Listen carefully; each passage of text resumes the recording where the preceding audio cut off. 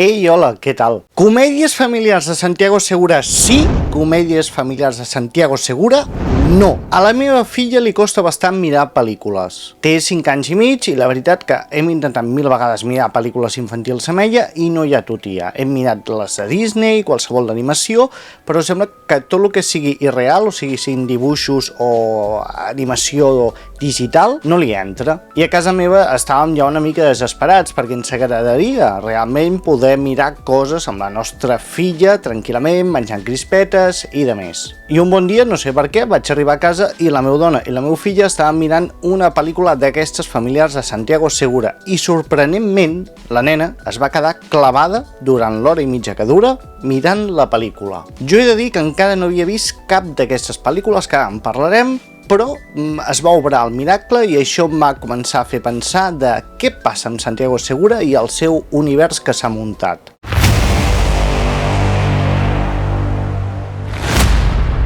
Jo sóc d'una altra generació. Jo, Santiago Segura, el conec sobretot per les pel·lícules de Torrente, però els últims anys ha fet un viratge cap a un tipus de pel·lícules que estan sent molt denostades, que això havia fet que jo no les mirés, que és aquest tipus de comèdia familiar on les criatures són molt protagonistes, però que alhora els adults també la poden veure i potser riuen un rato. La crítica les ha destrossat. Això és innegable. Sembla que cap crític li pugui agradar cap tipus d'aquestes pel·lícules. En canvi, la taquilla ha respost molt i molt bé. Cada any les seves pel·lícules són les més vistes en els cinemes a Espanya. Tot va començar amb Padre No hay más que uno, que va tenir molt d'èxit. Això era abans de la pandèmia, la 2. Es va estrenar en plena pandèmia i va ser la pel·lícula més taquillera espanyola d'aquell any. També tenim la tercera entrega, però és que pel mig també tenim Todos al tren, que té primera i segona part, i després tenim Vacaciones de verano, que també la dirigeix ell, també hi surt ell, i surten bé el seu elenc, el seu repartiment d'actors, que es van repetint de pel·lícula a pel·lícula. Des de Paz Vega a Leo Harlem, Cejas, Florentino...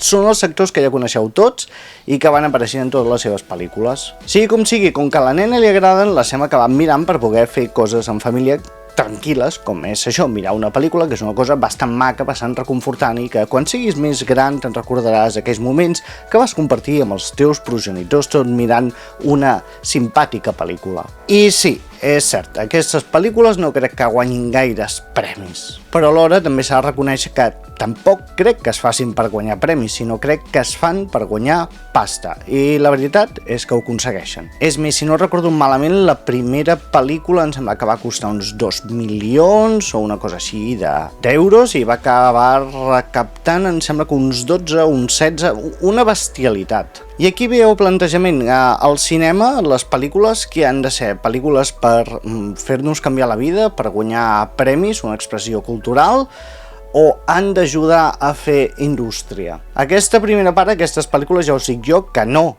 és així, no ho fan, no crec que tampoc s'ho plantegin, però la segona part, el de fer indústria, potser sí. Aquest Seguraverse ha creat una marca pròpia, una marca que sap tothom, només veient el tràiler, que aquella pel·lícula li pot agradar o no li pot agradar. I hi ha molta gent que li agrada. El plantejament és tan simple com agafar el cinema de Hollywood dels anys 90, concretament una pel·lícula que ho va canviar tot i que mai se li ha donat la importància que realment té, que és Solo en casa. Solo en casa és una comèdia familiar.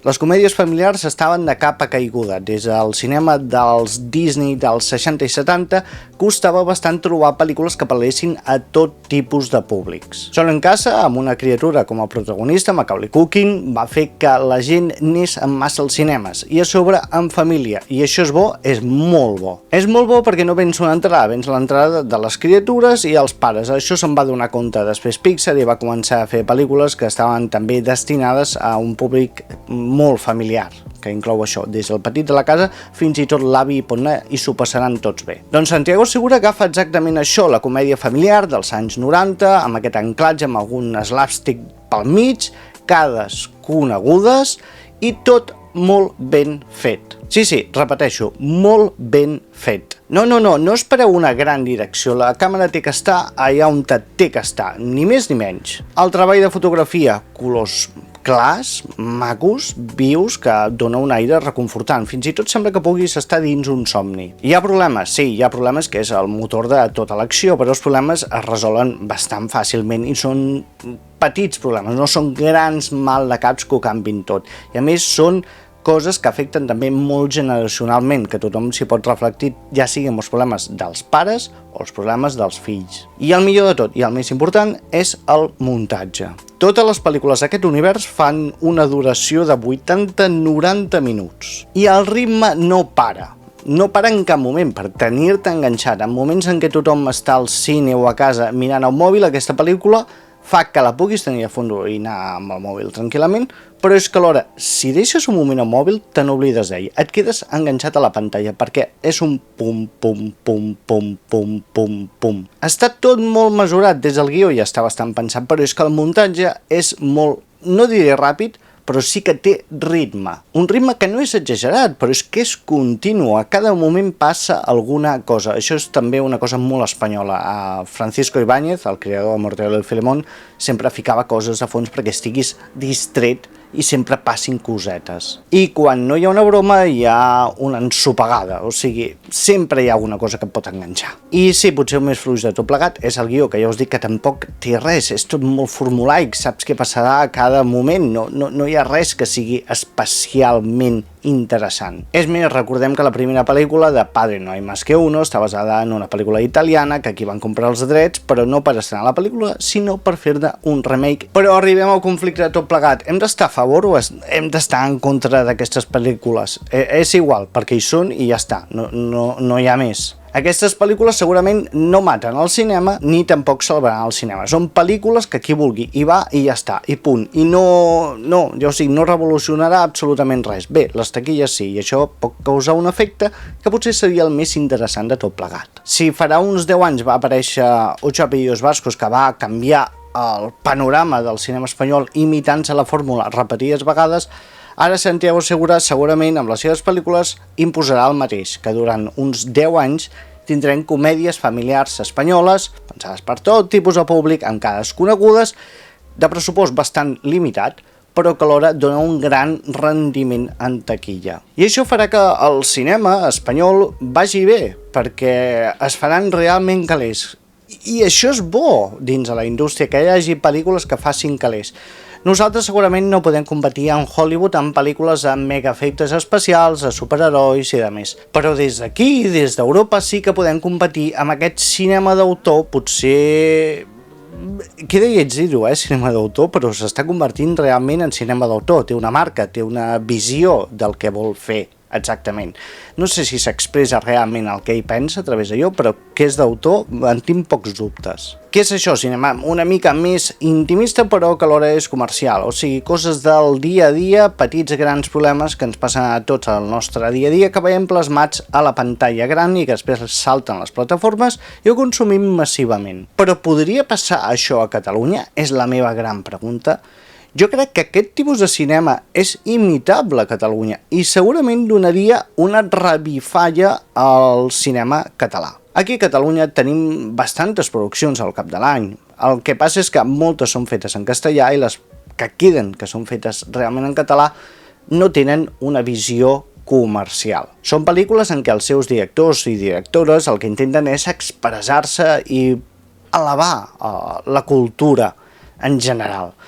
Però cinema comercial hi ha molt poquet. És que l'última producció comercial catalana que se m'acut és realment Escape Room de Joel Joan. I si intentem fer des de Catalunya una producció que sigui pensada per a un públic així també ampli, que la gent tingui ganes d'anar al cinema, vegi una pel·lícula feta en el seu idioma, que aquesta pel·lícula després salti a xarxes, es consumeixi en cada mes... Ens ho hauríem de començar a plantejar perquè s'ha demostrat que pot ser. Sé que una pel·lícula quasi costa el mateix fer-la en català que fer-la en castellà, però el seu rendiment, per poc que fos, ja seria bastant beneficiós i ajudaria a crear indústria. Us imagineu una comèdia familiar amb David Verdaguer fent de pare i després criatures i que apareixin molts actors que han aparegut en Col·laborats a TV3 i després cameos de tot tipus, jo que sé, des de Hosmar cantant en una festa d'aniversari o Tomàs Molina fent un cameo a l'ascensor parlant del temps, Cosetes aquestes que són molt tontes, però és que